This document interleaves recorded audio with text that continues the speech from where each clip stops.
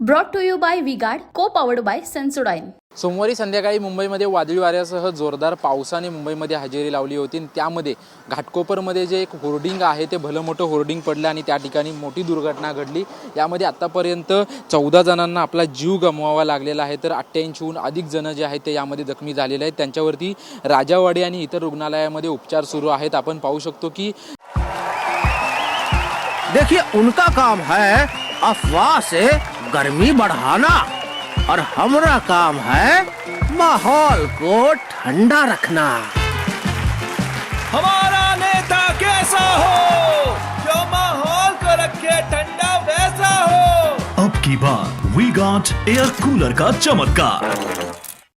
गेल्या 45 ते 46 तासांपासून या ठिकाणी रेस्क्यू ऑपरेशन जे आहे ते या ठिकाणी सुरू असल्याचं आपल्याला पाहायला मिळतं आहे। आणि आता रेस्क्यू ऑपरेशन जलद गतीने जे आहे ते NDRFचे जवान, मुंबई महानगरपालिकेचे कर्मचारी, त्यासोबतच अग्निशमन दलाचे कर्मचारी जे आहेत ते या ठिकाणी करताना आपल्याला पाहायला मिळतात। या ठिकाणचं संपूर्ण जे पेट्रोल पंपावरती CNG आणि जे पेट्रोल होतं त्याच्या पूर्ण टाक्या ज्या आहेत ते खाली करण्यात आलेल्या आहेत आणि त्यानंतर या संपूर्ण कामाला जे आहे ते जलद गती आल्याचं आपल्याला पाहायला मिळतंय।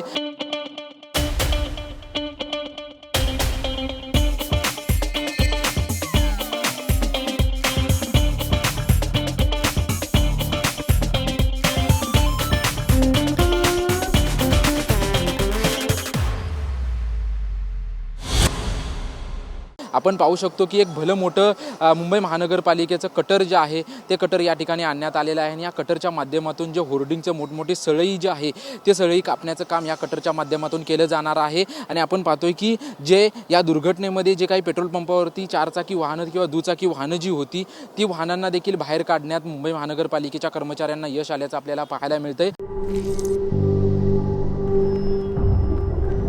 झिंझिण्यांपासून त्वरित आराम मिळवा सेन्सोडाइन रॅपिड रिलीफ बरोबर।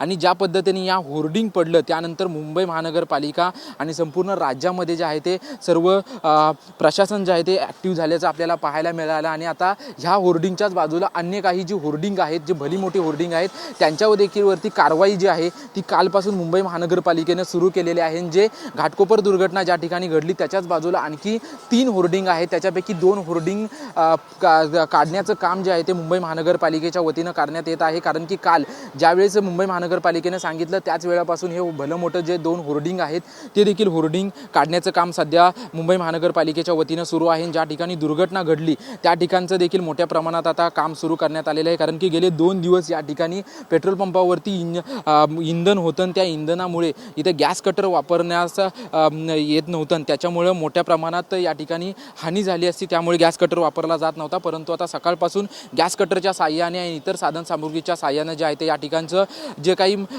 लोखंड आहे ते बाजूला करण्याचं काम सुरू आहे। परंतु आतापर्यंत यामध्ये जे आहे ते 14 जणांनी आपला जीव गमावलेला आहे, तर 88 जणांनी जे आहे तो यामध्ये ते जखमी झालेले आहे, तर काही आणखी देखील मृतदेह खाली असल्याची शक्यता जी आहे ते NDRFच्या जवानांकडून वर्तवण्यात आलेले आहे। त्याच्यामुळं आता जे काम जे सुरू आहे ते वेगाने सुरू आहे, परंतु मृतांचा आकडा देखील वाढू शकतो असा देखील अंदाज मुंबई महानगरपालिकेकडून वर्तवण्यात आलेला आहे।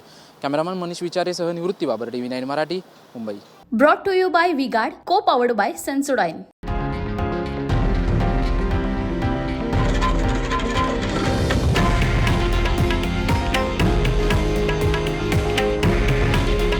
हे आहे देशातील नंबर 1 न्यूज नेटवर्क आणि आपण पाहत आहात TV9 मराठी। काळजी तुमची, हित महाराष्ट्राचं।